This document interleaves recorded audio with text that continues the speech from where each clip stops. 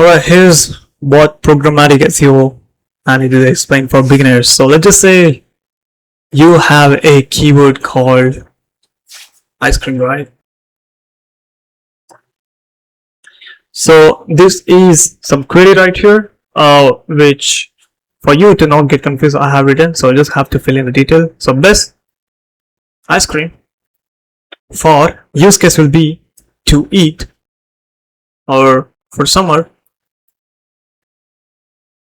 and this is it. Okay, and one more example is service in city. So I can just say SEO marketing in Florida. So this is called programmatic SEO on programmatic SEO keywords, and if you populate this, and that is it, called programmatic SEO. Good luck.